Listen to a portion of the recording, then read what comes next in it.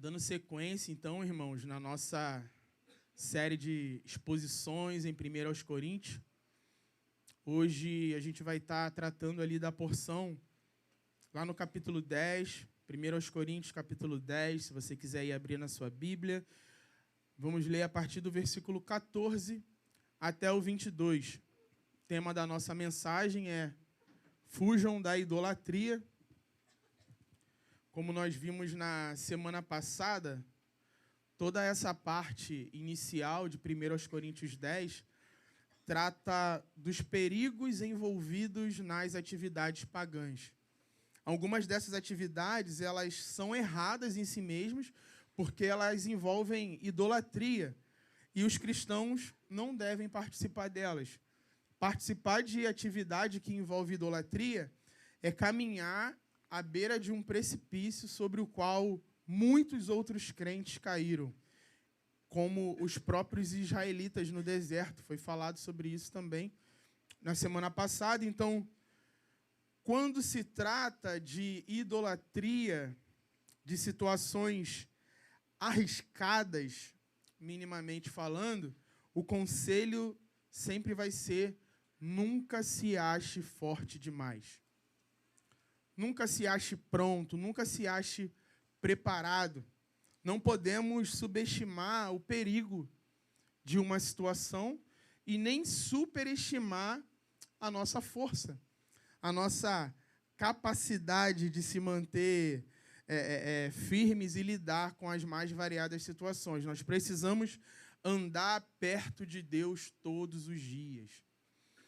O que Paulo começou a tratar e a alertar lá no capítulo 8, não sei se vocês lembram, mas quando ele fala ali sobre coisas sacrificadas a ídolos, quando ele começa a tratar desse assunto, esse longo argumento ele vai ser concluído agora nessa perícope.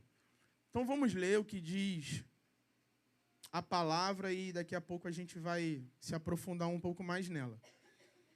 Versículo 14. Portanto, meus amados, fujam da idolatria. Falo como a pessoas sábias. Julguem vocês mesmos o que digo. Não é fato que o cálice da bênção que abençoamos é a comunhão do sangue de Cristo? E não é fato que o pão que partimos é a comunhão do corpo de Cristo? Porque nós, embora muitos, somos unicamente um pão, um só corpo, porque todos participamos do único pão. Considerem o Israel segundo a carne. Não é verdade que aqueles que se alimentam dos sacrifícios são participantes do altar? O que quero dizer com isto? Que o que é sacrificado ao ídolo é alguma coisa? Ou que o próprio ídolo tem algum valor? Não. Digo que as coisas que eles sacrificam são sacrificadas a demônios e não a Deus. E eu não quero que vocês estejam em comunhão com os demônios. Vocês não podem beber o cálice do Senhor e o cálice dos demônios. Não podem ser participantes da mesa do Senhor e da mesa dos demônios. Ou provocaremos ciúmes no Senhor? Somos, por acaso, mais fortes do que Ele? Então, essa é a porção em que nós vamos meditar essa manhã, mais uma da série de palavras que provavelmente não seriam separadas para pregar num domingo de manhã. Mas, graças a Deus e ao Espírito Santo pela sua palavra, porque, por mais que pareça algo muito distante, algo descolado do nosso contexto social, né? Mas essa palavra falou muito ao meu coração. Em vários outros aspectos, eu creio que é nessa parte que o Espírito Santo entra, nos trazendo um entendimento da palavra e aplicações práticas para a nossa realidade, para o nosso tempo. Então, eu creio que vai ser um tempo muito proveitoso, onde nós poderemos crescer mais um pouquinho naquilo que é a vontade de Deus, mesmo nós não vivemos, na nossa época, um cenário parecido com esse aqui, que estava acontecendo lá em Corinto, que era como trazendo assim para a nossa realidade, era como se você pegasse um crente e esse crente fosse um cara que frequentasse muito ali festas de macumba. Conhece algum crente que vai em terreiro? Que vai lá no dia da festa lá sei lá, do caboclo lá, que ele... e ele vai lá... Ah, tem. Puxa vida. Falaram que tem aqui, mas... enfim. Mas não é algo comum, né, gente? Assim, a gente não vê, isso não é normal. O crente vai lá, pô, vai ter uma festinha na macumba ali e tal, pô, arregada. Cara, não rola. Mas, naquele tempo, isso acontecia. Falando do contexto cultural, sacrifícios em templos pagãos eram oportunidades para socializar e comer carne de graça. Então, tinha festa no terreiro, eles iam, para socializar e comer carne de graça. Essa era uma prática muito comum naquele tempo. Por isso, Paulo teve que falar sobre isso.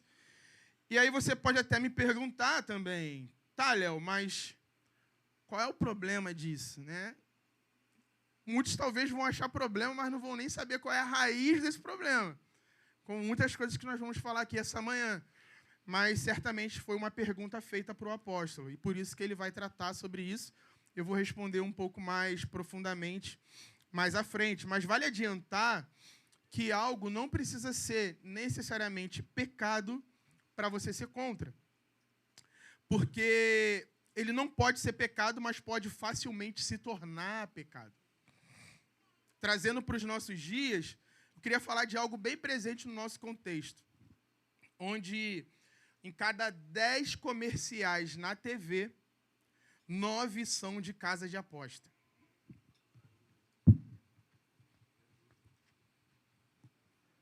Hoje 20 times da primeira divisão do Campeonato Brasileiro, dos 20, 18 são patrocinados por casa de aposta. Na Série B, todos têm uma bet nos seus uniformes. Todos os times. Difícil não é ter uma bet envolvida, né? Até youtubers aí estão sendo patrocinados por casas de apostas. E aí você pode me perguntar, Léo, qual é o problema das bets? O problema é que elas podem facilmente sair da esfera do entretenimento.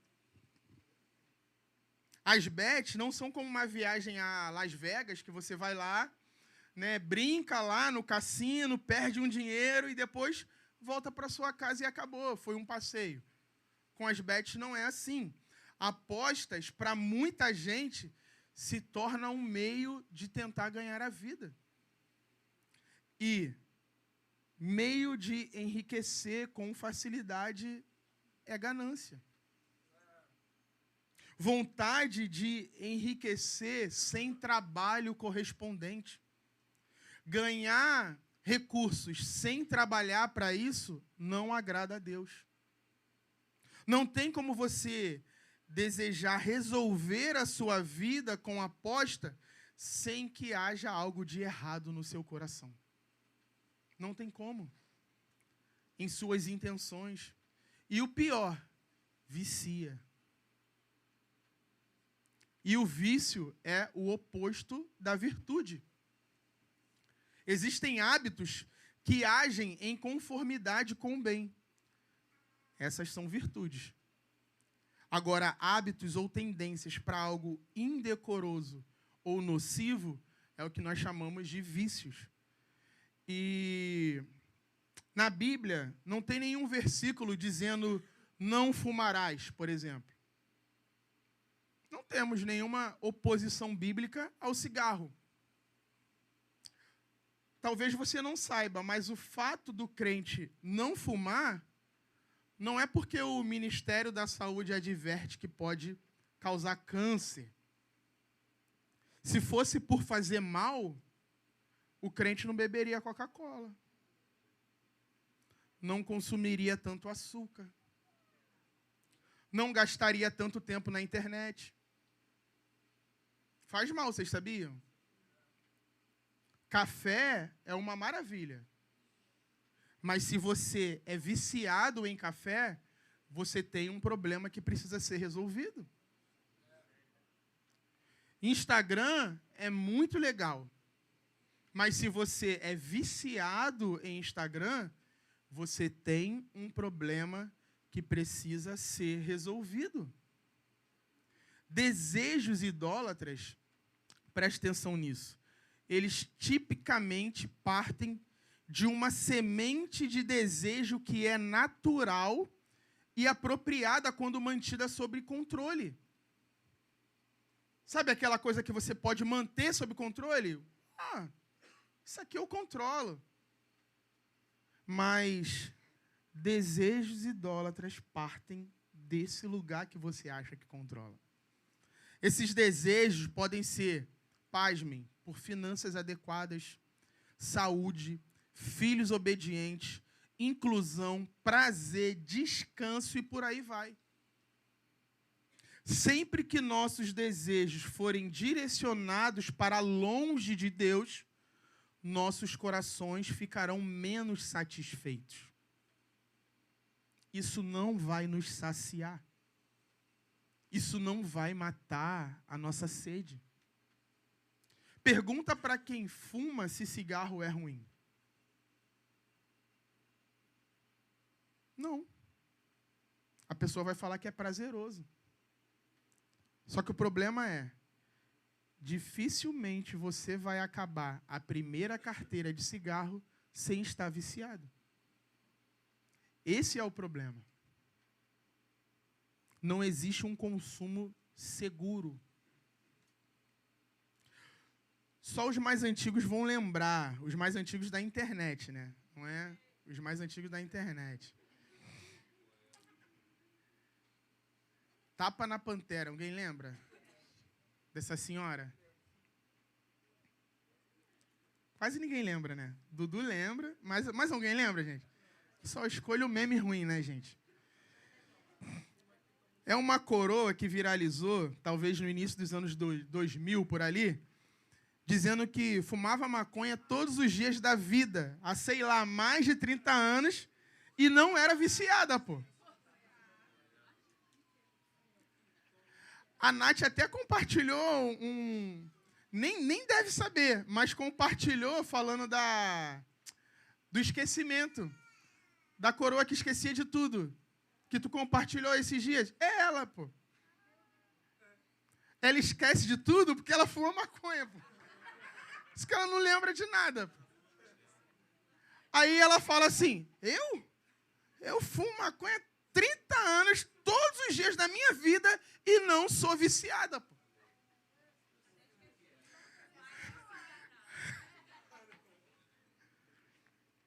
E é exatamente isso o que as bets fazem com muitas pessoas.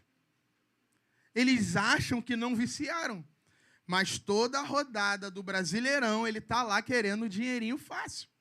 Fala que a Bet está chamando ele, a Bet está me chamando. Só que essa pessoa, ela está alimentando um mercado que está colocando muita gente na miséria. Tem pessoas sofrendo e até morrendo por isso. É real, gente. Se nos aprofundássemos de verdade nessa questão, descobriríamos que casas de aposta não tem nada que seja legal. Não tem nada de romântico nessa história. É um mercado destruidor de vidas.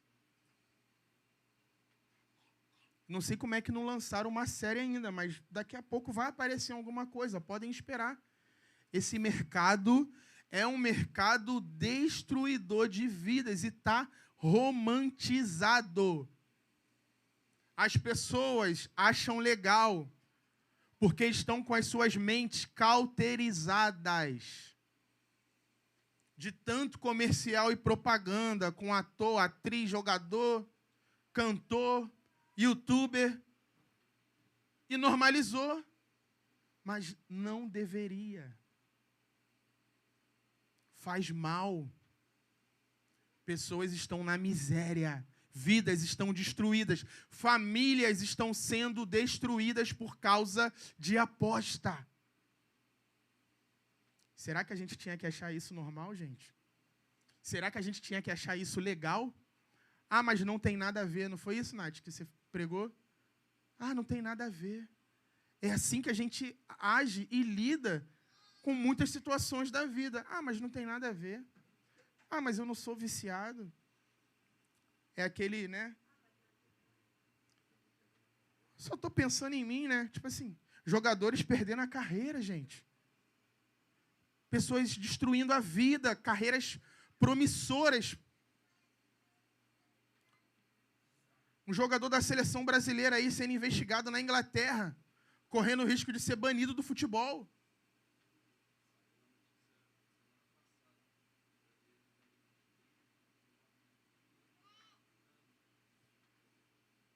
R$ 23,9 bilhões por ano.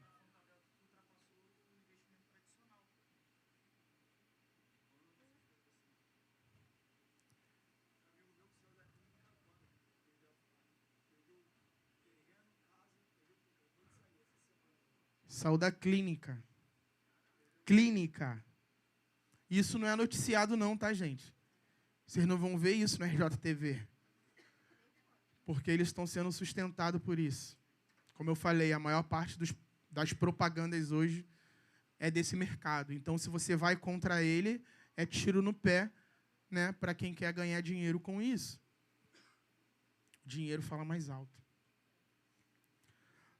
Então, gente, o desejo de enriquecer sem trabalho é amor ao dinheiro, que é a raiz de todos os males.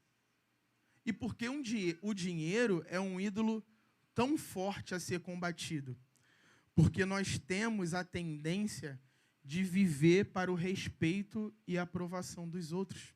Nós somos obcecados com a renda pessoal.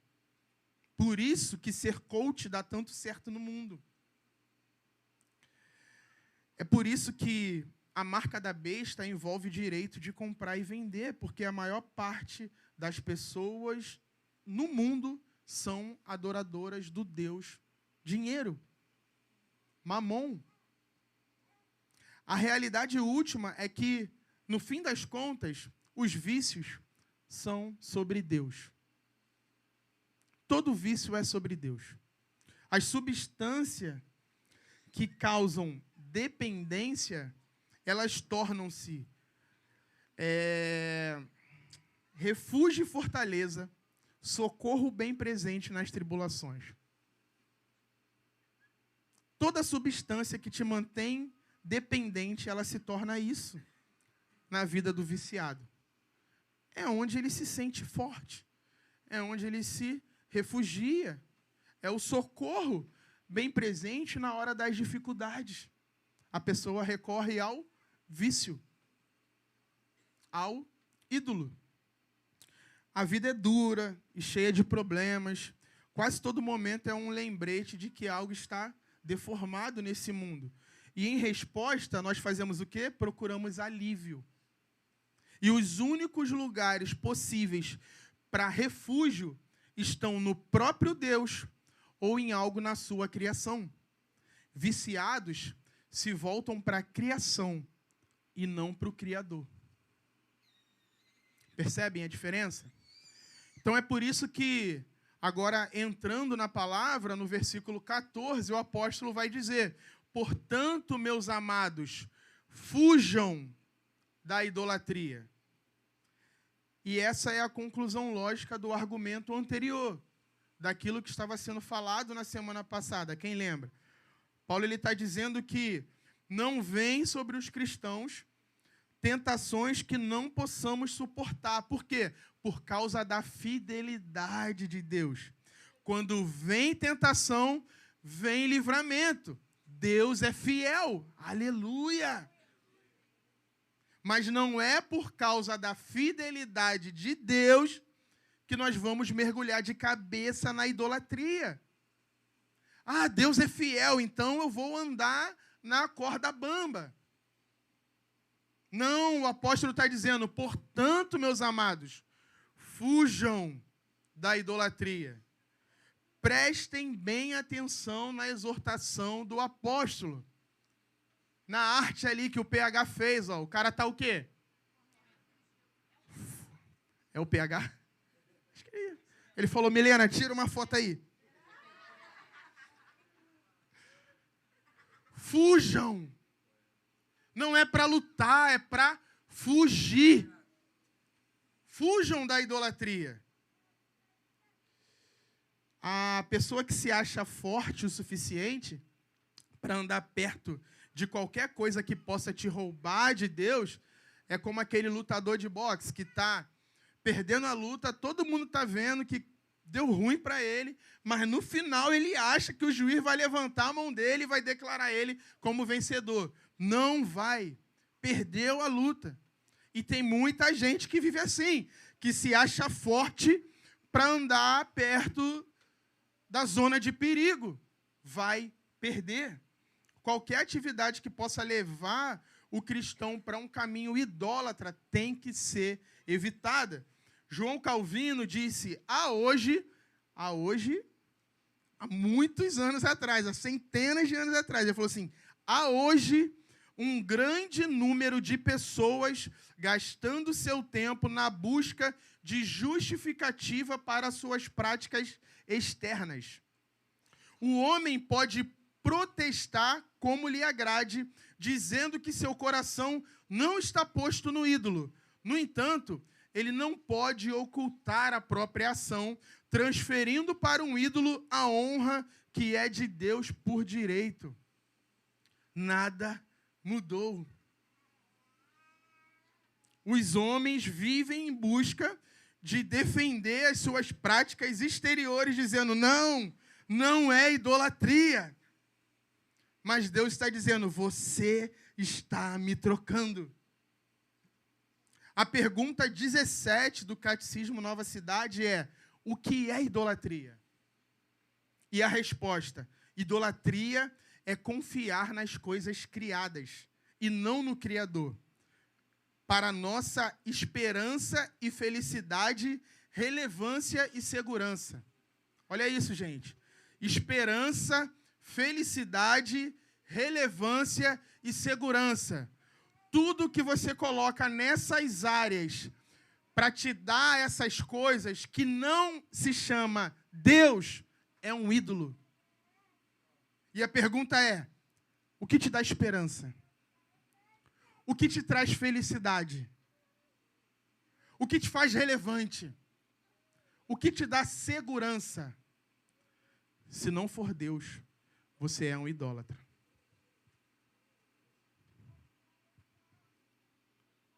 Quanta coisa cabe nesse negócio chamado idolatria. Quase tudo na vida pode se tornar um ídolo. Romanos 1, versículos 21 ao 25, o apóstolo Paulo fala assim, porque tendo conhecimento de Deus, não o glorificaram como Deus, nem lhe deram graças, pelo contrário, se tornaram nulos em seus próprios raciocínios e o coração insensato deles se obscureceu. Dizendo que eram sábios, se tornaram tolos e trocaram a glória do Deus incorruptível por imagens semelhantes ao ser humano corruptível, às aves, aos quadrúpedes e aos répteis. Por isso, Deus os entregou à impureza, pelos desejos do coração deles, para desonrarem o seu corpo entre si. Eles trocaram a verdade de Deus pela mentira, adorando e servindo a criatura em lugar do Criador, o qual é bendito para sempre. Amém. Queridos, a idolatria é demoníaca. Portanto, fujam de qualquer condição externa que seja uma ameaça para a sua vida. Nada é neutro, nem o seu shampoo. Não é. Todas as nossas ações, elas têm o poder de nos modelar.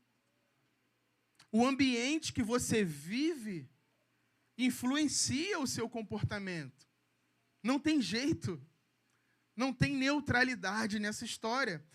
todas as nossas ações têm esse poder. E isso pode ser positivo ou negativo. Ler a Bíblia todos os dias é bom ou é ruim, gente? É uma virtude. E que virtude, que hábito maravilhoso. Agora, almoçar no McDonald's todos os dias é bom ou é ruim? Almoçar no McDonald's todos os dias significa que você é um viciado e não viverá por muito tempo. Vícios são prejudiciais. Então não é bom. Não é bom. Pode ser gostoso, mas não é bom. Às vezes vão falar assim, pô, o pecado é bom. Não. Pode ser gostoso, mas não é bom. Manda para o inferno. McDonald's é gostoso, mas não é bom. Vai morrer. Se almoçar no McDonald's todo dia, você vai morrer rápido. James Smith, no livro Desejando o Reino, ele diz que os desejos do nosso coração são modelados e moldados pelos hábitos que praticamos e nos quais participamos diariamente. E aí, no versículo 15, dando sequência, o apóstolo fala assim: falo como a pessoas sábias. Julguem vocês mesmos o que digo a seguir. Ou melhor, o que digo. E essa declaração prepara para o que nos virá a seguir. E ele diz assim: falo como a pessoas sábias. Como quem diz, vocês não são sábios? Usem as suas mentes e julguem. E a pergunta é, os coríntios eram sábios?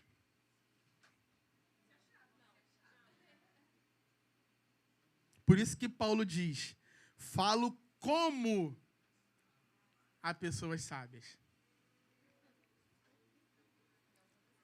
É aquela pitada de sarcasmo que o tio Paulo gosta de usar. Eu falei assim, cara, eu estou falando como a pessoas sábias.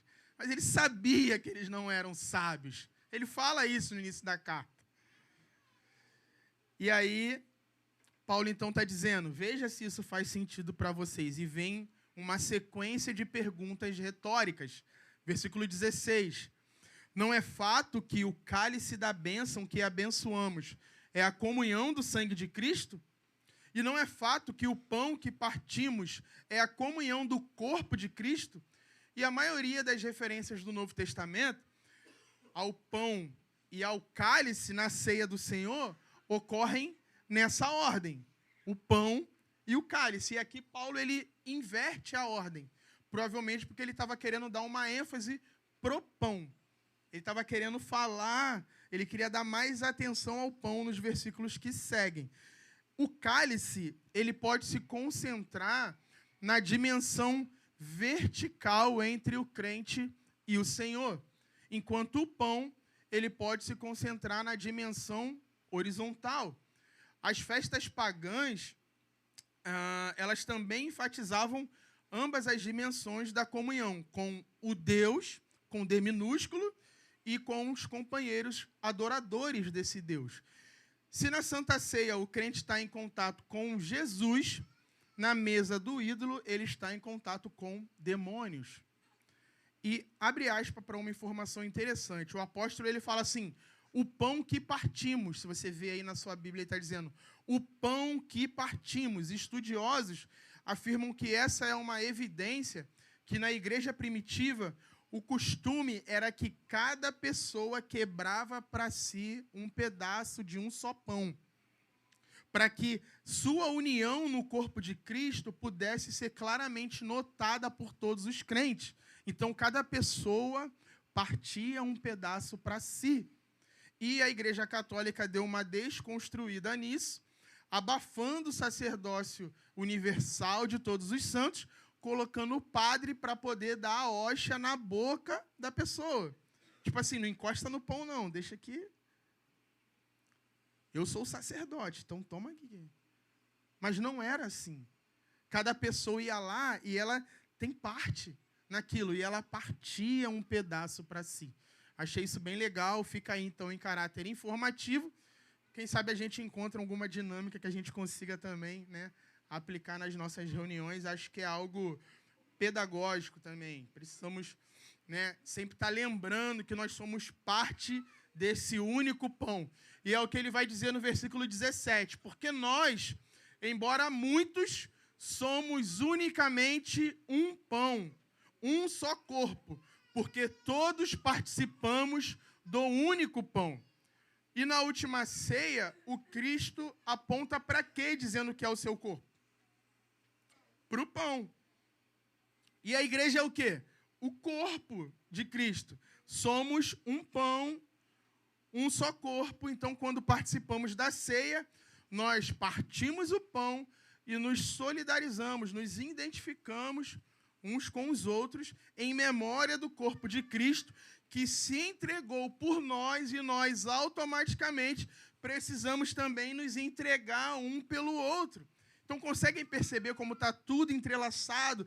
Tudo que ele está fazendo ali, tudo tem um objetivo, né? Tudo é pedagógico mesmo, é para ensinar, é para mostrar. Cara, esse é o meu corpo que foi partido por vós, e agora nós partimos também o corpo, e cada um vai lá e parte, e diz assim, eu sou parte disso, e da mesma forma que Cristo se entregou por nós, agora eu me entrego por você, você se entrega por mim, nós somos um único pão. Isso é maravilhoso.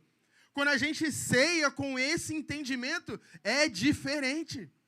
Nós precisamos entender por que nós fazemos o que nós fazemos. Tudo tem um significado, nada é por acaso, nada é, não, você só vai... Não, gente, tem um peso. É algo genuíno, é algo real, é verdadeiro. Por isso há uma preocupação tão grande. E Paulo está trazendo essa palavra exatamente porque pessoas estavam sentando na mesa de demônios. Está falando assim, não, cara. Quando a gente faz esse ritual, Deus está presente. E se não é Deus, quem é? Versículo 18. Considerem o Israel segundo a carne. Não é verdade que aqueles que se alimentam dos sacrifícios são participantes do altar?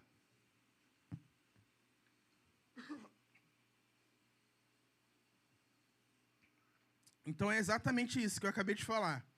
Todo culto nos transporta para uma comunhão real com aquele a quem o culto é dedicado. Então, na ceia, existe uma conexão uns com os outros e com Cristo. Da mesma forma, os judeus que comiam a carne de animais oferecidos nos sacrifícios do judaísmo expressavam sua identificação uns com os outros e com Deus. Portanto, os cristãos que comem carnes oferecidas a deuses pagãos, elas estão se identificando com os deuses pagãos e com os adeptos desses deuses. É algo muito pesado isso. É algo muito significativo para Deus. Por isso, a ceia do Senhor é um sacramento muito significativo para nós. Precisa ser muito significativo, porque é uma identificação com a comunhão, com a comunidade e com o próprio Deus. Gente, isso é pesado demais. Ler sobre isso e meditar sobre essas palavras me trouxeram ainda um senso de responsabilidade maior a respeito da ceia do Senhor e como ela é importante para nós. Então, nessa hora, o sábio lá, o que se dizia sábio de Corinto, ele poderia questionar, tá, Paulo, mas não foi você mesmo que disse que o ídolo não é nada? Ele não falou, né? O ídolo não é nada. Eles não passam de uma fraude. Por que essa preocupação agora, se o ídolo não é nada? Que mal tem nisso? E aí, Paulo, já sabendo, ele vai dizer o que nós vemos aqui no 19. O que quero dizer com isso? Que o que é sacrificado ao ídolo é alguma coisa? Ou que o próprio ídolo tem algum valor? E ele não estava dizendo que sacrifício a ídolos ou os próprios ídolos eram alguma coisa. Isto é, os sacrifícios de animais e ídolos não eram pecaminosos em si. Eles nem eram ídolos, nem entidades genuínas. Só existe um único Deus, certo, gente? Só existe um único Deus. Qualquer outra entidade fora de Deus que se afirme Deus, na verdade, são demônios. Então, por isso que ele fala no versículo 20, não digo que as coisas que eles sacrificam são sacrificadas a demônios e não a Deus. E eu não quero que vocês estejam em comunhão com os demônios. Então, o problema é o poder por trás da idolatria. É demoníaco. O problema não é o ídolo em si, e nem a comida. Por isso que ele já, não, o problema não é o ídolo, o problema não é a comida, isso aí não é nada. O ídolo não é nada. O problema é o que está por detrás do ídolo. Conseguem entender, gente? Vocês estão comigo? Então, por isso que participar de tais celebrações no templo pagão era como ter comunhão com os demônios. Esse era o problema. As festas cultuais, elas eram realmente sacrifício aos demônios. Então, envolviam adoração a demônios. E antes o foco de Paulo estava na comida. Eu posso falar isso para você tranquilamente, que não tem problema comer uma carne ou qualquer outra coisa que tenha sido oferecido a um ídolo. Isso não vai fazer mal para você, desde que você tenha maturidade para isso. É o que Paulo diz. Outra coisa é, por causa disso, você achar que não tem nada a ver, e aí você vai onde a carne está sendo sacrificada, onde ela está sendo oferecida, onde os ritos são realizados, os falsos deuses são adorados, e você está lá, comendo e bebendo no meio de uma festa pagã. Isso é uma afronta a Deus. É isso que Paulo está alertando. Não existe uma área neutra entre Deus e Satanás, entre o bem e o mal, entre o vício e a virtude. Não tem área neutra. Aliança é coisa séria para Deus. E sentar na mesa de demônios é ter parte com eles. Por isso, as nossas relações com tudo na vida é importante. E a pergunta é, como você tem se relacionado? Com tudo. Versículo 21, vocês não podem beber o cálice do Senhor e o cálice dos demônios. Não podem ser participantes da mesa do Senhor e da mesa dos demônios. Os cristãos, eles têm um relacionamento único com o Senhor e com os companheiros crentes, que é o que a ceia simboliza, como a gente vem falando. Então, é inapropriado para os cristãos terem uma associação semelhante com demônios e descrentes. E o que a participação nesses eventos pagãos envolve? Nós temos um lugar na mesa, e essa mesa é a ceia do Senhor. Ou, como vai parafrasear Eugene Peterson, e aí a gente já parte para o versículo 22, que ele fala assim, o Senhor não suporta isso. Ele nos quer por inteiro. É tudo ou nada. Acham que pode aborrecê-lo sem prejuízo? Que, nas palavras de Paulo, ou provocaremos ciúmes no Senhor. Somos, por acaso, mais fortes do que ele? Então, não tem como brigar com o Senhor. É batalha perdida. Deus é um marido ciumento. Ele não quer te ver entregue à idolatria. Os israelitas, eles provocaram ciúmes no Senhor. Mais uma vez, nós vimos isso. As escrituras no Antigo Testamento nos mostram como o resultado disso foi terrível. Vimos aqui semana passada. Devemos aprender com os erros do passado. Seria tolice provocar o Senhor, a menos que fôssemos mais fortes do que Ele, é o que o apóstolo Paulo está dizendo. Isso nunca vai ser uma verdade. Paulo está tendo o trabalho de abordar esses tópicos em resposta aos questionamentos daquela igreja. Eles queriam porque queriam ter direito. Conseguem entender isso? Eles só queriam ter direito. Faltava amor ao próximo. Eles levavam os crentes mais fracos ao pecado. Estavam indo na contramão da mesa do Senhor, se assentando na mesa de demônios. Como a Juventile até colocou no nosso grupo mais cedo, que a idolatria, ela nos separa, mas Cristo nos une. Doutrinas demoníacas, elas colocam você no centro. Sua carne é alimentada, suas vontades, seus desejos. É você em primeiro lugar. Sabe qual é o primeiro ídolo que precisa ser derrubado quando nós nos tornamos verdadeiros seguidores de Jesus? O eu. Nós mesmos. Qual é o problema do orgulho? Eu. Como disse C.S. Lewis, o homem orgulhoso sempre tem um eu muito grande e um Deus muito pequeno. Por isso que Jesus disse: aquele que quiser vir após mim, negue-se a si mesmo.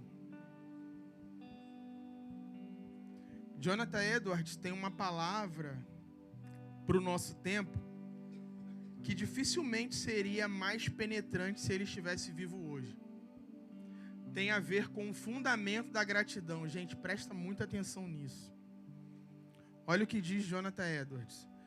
A verdadeira gratidão ou agradecimento a Deus por sua bondade para conosco surge de um fundamento lançado antes: amar a Deus pelo que Ele é em si mesmo, enquanto a gratidão natural não tem tal fundamento antecedente.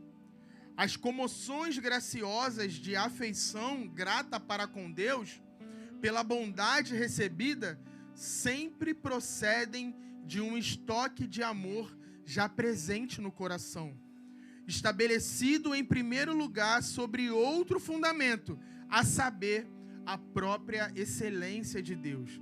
Então, em outras palavras, a gratidão que agrada a Deus não é a gratidão que se deleita nos benefícios dados por Deus, embora isso faça parte dela. Mas a verdadeira gratidão, ela tem que estar enraizada em algo que vem antes. Um deleite na beleza e na excelência do caráter de Deus. Se você não ama a Deus pelo que Ele é, você ainda é um idólatra que não difere nada de qualquer pessoa que não tem o Espírito de Deus. Tem noção disso? Saber que Deus pode olhar para você e não ver diferença nenhuma na graça oferecida por um incrédulo. Incrédulo? Incrédulo dá graça a Deus, gente? O descrente dá graças a Deus? Dá, toda hora. É só acontecer uma coisa legal, ele fala, graças a Deus. Graças a Deus. Arrumei um emprego, graças a Deus. Cheguei em casa vivo, graças a Deus. Passei no vestibular, nunca foi sorte, sempre foi Deus. O incrédulo, ele dá graças a Deus com frequência. Imagina que você é alguém que me serve com frequência. Pensa nisso. E eu te honro por causa dos seus dons, por causa dos presentes que você me dá. Mas da minha parte não existe consideração alguma pela sua pessoa. Eu só te elogio com a boca. Mas as minhas atitudes nunca revelam uma real afeição por você. O meu elogio se transformaria em insulto para você. Se o seu caráter e personalidade não me atraíssem, nem me desse alegria de estar na sua presença, você se sentiria usado como uma máquina para produzir as coisas que eu realmente amo. Pois é, o mesmo acontece com Deus se não somos atraídos pela sua personalidade e caráter.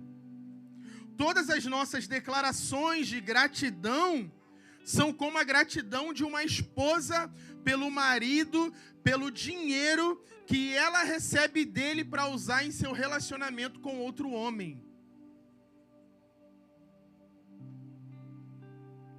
É exatamente essa figura que Tiago utiliza. Tiago, capítulo 4, versículos 3 e 4. Pedem e não recebem, porque pedem mal para esbanjarem em seus prazeres. Gente infiel, vocês não sabem que a amizade com o mundo é inimizade contra Deus? Ou como vai dizer em algumas traduções, adúlteros. Tiago critica os motivos da oração que trata Deus como marido de uma mulher adúltera. Eu te dou, você agradece e usa com outro. O que você quer dizer quando você fala, obrigado, meu Deus, pelo Cristo que morreu por mim? O que você quer dizer com isso? Qual é o fundamento dessa gratidão? Jonathan Edwards chama isso de gratidão de hipócritas. Por quê? Porque primeiro, eles se regozijam e se elevam com o fato de que são muito estimados por Deus. E então, sobre esse fundamento, Deus lhes parece, de certa forma, amável. Eles se alegram no mais alto grau em ouvir o quanto Deus e Cristo os estima. Portanto, o gozo deles é, na verdade, um gozo em si mesmos e não em Deus. John Piper diz que é chocante descobrir que uma das descrições mais comuns hoje sobre como responder à cruz pode ser uma descrição de amor natural por si mesmo, sem qualquer valor espiritual. Precisamos ouvir o que diz esses homens de Deus. Deus não é glorificado se o fundamento da nossa gratidão é o valor do dom e não a excelência do doador. Não tem glória a Deus nisso. Se a nossa gratidão não estiver enraizada na beleza de Deus antes do dom, ela provavelmente é uma idolatria disfarçada. Não é pelo que Ele dá, é pelo que Ele é. Essa é a adoração a Deus. Ninguém se sente amado quando se sente usado. Pelo contrário, nós nos revoltamos. Nós discernimos as nossas relações. Nós temos capacidade de olhar e falar, essa pessoa só quer me usar. Essa pessoa só me elogia quando eu faço o que ela quer. Essa pessoa é interesseira. E quantos hoje não têm se aproximado de Deus por interesse? Por ofertas que não são a real oferta de Deus para nós.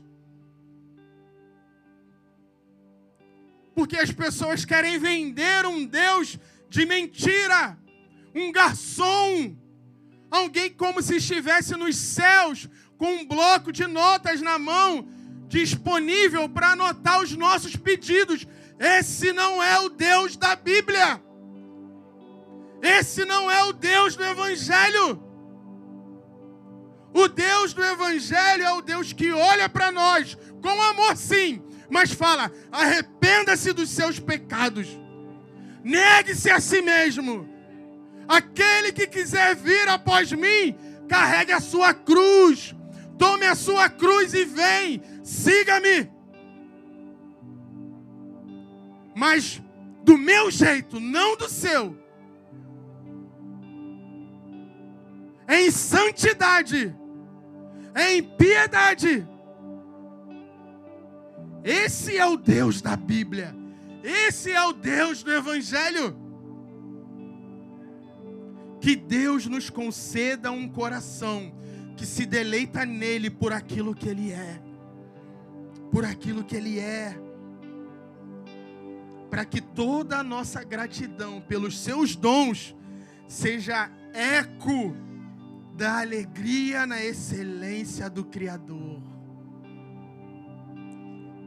Não é errado se alegrar pelos dons, desde que antes você se alegre no doador dos dons.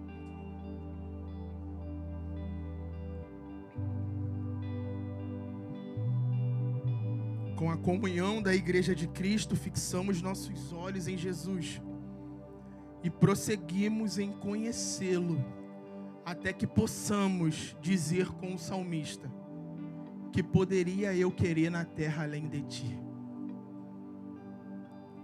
Que poderia eu querer na terra além de ti? Que não haja lugar para outros deuses em nosso coração.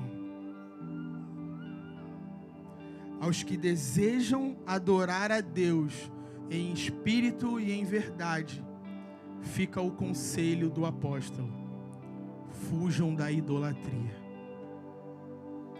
Corram para Cristo. Fujam da idolatria. Corram para Cristo. Vamos orar por isso, gente.